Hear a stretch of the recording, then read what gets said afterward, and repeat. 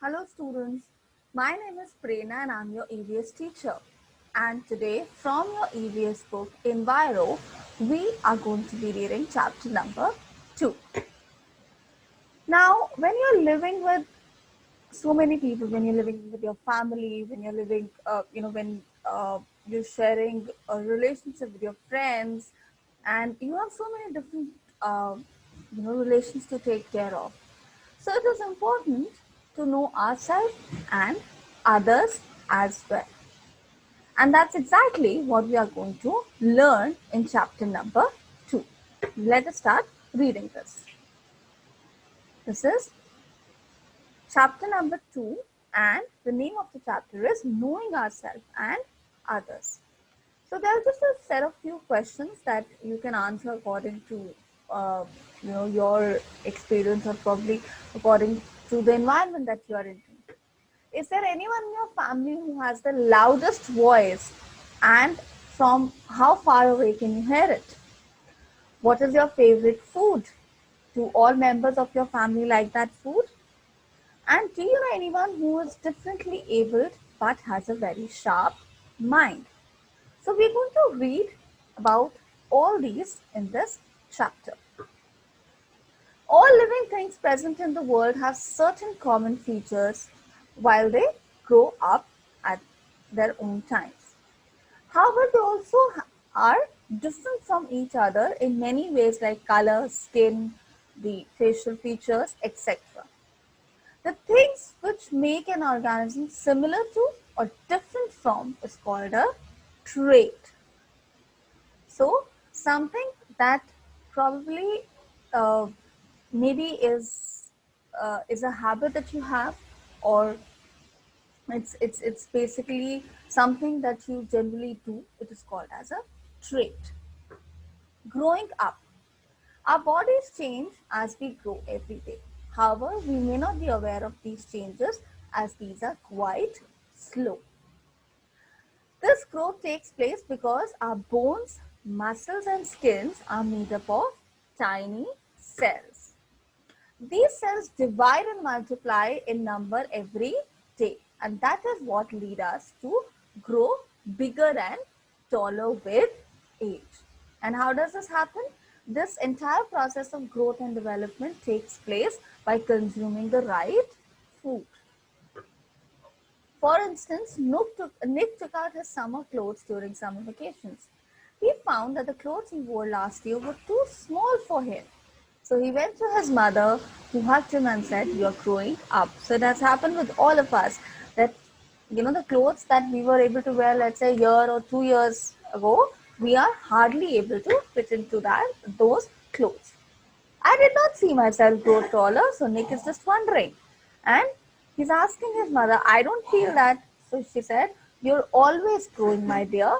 You may not notice that you are taller than you were last year, but you will know when the clothes and the shoes you wore last year become too small for you." Nick's mother placed a height chart on the wall in Nick's room.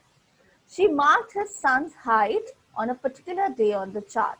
She told Nick that he should mark his height every 6 months. So this is something that you can always do. It's a very interesting activity. Everyone grows till the age of 19 or 20. As the years went by, Nick's parents would be able to tell how much their son had grown. "Who's the tallest person in your family?" asked Nick. "In our family." So Nick is asking that who's the tallest. So mother replied that your uncle Ramesh is the tallest person in the family, and he is 6 feet tall. Nick calculated that there are 12 inches in 1 foot, which would mean that Uncle Ramesh is 72 inches. How? 6 into 12.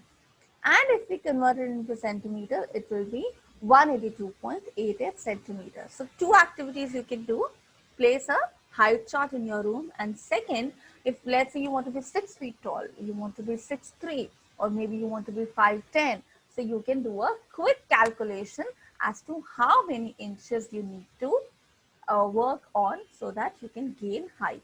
And skipping, in fact, is a very good exercise to gain height. All of us are different. In our family and friends, every member or person has different qualities, such as some people have a very loud voice and some people speak very softly. Some of them are good cook while others do not know how to cook. Some people love to laugh while there are some who are a little serious who would just smile. If we talk about babies, then babies also express themselves. Babies laugh, cry, snuggle, fuss, and shout to get attention. Crying is the beginning of language and expression for a baby, for a newborn. A baby cries to show its deep discomfort due to hunger, tiredness, or any other reason. Generally, we have, let's say, a newborn or probably infants in our home. We generally hear, our parents or probably the parents of the infant saying, "Oh, this child is crying. He wants to sleep now. Oh, this child is hungry right now." So, through crying, a child expresses what he wants. Then we talk about, then we talk about our senses. An ability to understand, recognize, or react to something, especially any of five physical abilities to see, hear, smell, taste, and feel, is known as sense. The organs like eyes, ears, nose, tongue, and skin help us to do all these physical activities that are called as sense organs. So, we have different senses for different sense organs. Our likes and dislikes. We know that we get information about our surroundings through our sense organs. Alright. So they are responsible for our likes and dislikes. For instance, Meera and her sister Ria like flowers and they both like to eat ice cream. But Meera likes classical song while Ria likes western songs. So how sisters Meera and Ria have different preferences for music. Meera's favorite color is yellow, but Ria's favorite color is pink. And this is what we see in our families as well. Now we talk about family background. Our family influences our likes and dislikes in many ways. Sometimes we hear us, family members saying, "Oh, he's just like his father." See, "Oh, his mother has the same liking," or her mother has the same liking. Sometimes you may see a number of people in a family who have taken up the same profession. Occupations, they are often passed from generation to generation in the family. But that is, of course, not in every family. Cultural background. Eating habits are greatly influenced by our culture. For instance, people in a vegetarian family will not eat non-vegetarian food, of course, and Indians, we mostly like spicy food. Then people living in the West, they do not like spicy food. They do not like oily food. So according to our culture also, our food preferences or our food habits are formed. Conditions. Our likes and dislikes are influenced by our conditions. For instance, during vacations, we enjoy music, dancing, watching television, playing. But we hardly pay attention to our studies. So we do not like to read our school books. But during examination days, we stay away from all these activities and we focus on our books, on our studies, right? So according to the condition, according to the situation. Now we talk about differently abled people. So there are some people around us who probably are, who probably do not have the same, let's say, sense power that we have. So there could be someone who's not able to see, someone who's not able to hear. So these people are called as differently abled people. Sometimes when one or the other of our senses does not work too well or does not work at all, the other senses become sharper and more developed. This is the most important part. For instance, someone who cannot see will usually have a very strong smell or touch. So a person who is not able to see, you'll be surprised that those people can actually smell you. Even if you're not wearing a perfume, even then that person can, oh, this person might have entered my house. All right. That is why people do not have to have the use of one or more of their senses and are called as differently abled. Now, how do they communicate? People who are blind can see with their fingers. Basically, they feel something with their fingers. They touch your face to read your features and understand what you look like. Blind people also read text using a special script of lettering called as the Braille script. It is a system of 6 raised dots arranged in many different combinations to represent different letters of the alphabet, punctuation marks, and even musical notes. This script was developed by Louis Braille, and he himself was blind. So you can see certain dotted lines here. So how these people who are visually challenged, how they are trained is they are made to rub their probably fingers over these dots to understand different alphabets or maybe music notes as well. So then there are some people who cannot speak, who cannot hear, and they use sign language. All right. Being differently able does not mean that these people are not able to achieve their goals in life. In fact, there are many famous people who have overcome these disabilities and they have made a huge difference in the world. And one such person was Helen Keller.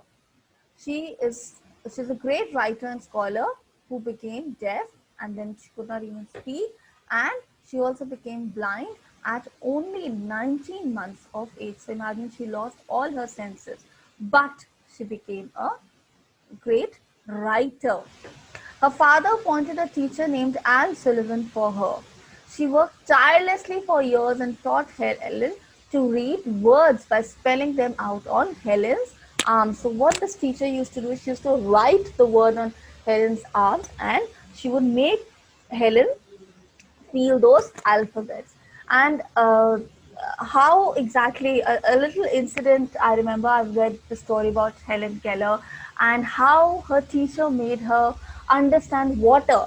So her teacher, Anne Sullivan, Miss Anne Sullivan, she took her near a kind of a hand pump sort of a thing, and she asked Helen to put her hand under the water. And the moment Helen put her hand under the water, so she felt, oh, this is what water is like, and that is how Helen was able to pronounce the word water.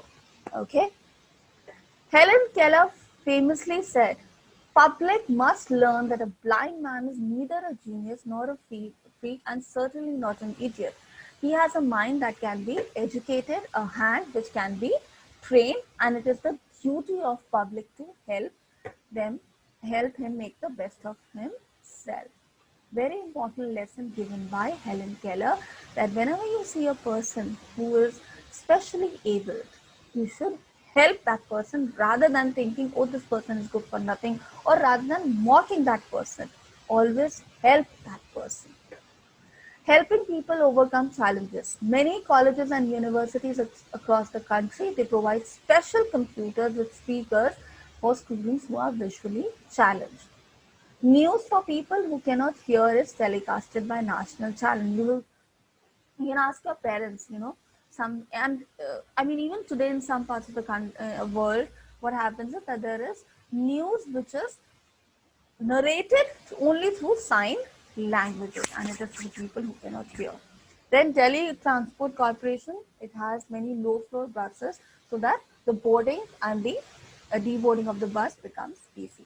Then there are many ramps in railway stations, metro stations, and shopping malls for people who use wheelchairs. So this is what a ramp looks like. So many people around us, they are same as well. They're similar to us, they're different than us, but our responsibility is to probably accept the person the way that person is. And when I say accept that person, means that you respect every person around you. All right. Thank you so much.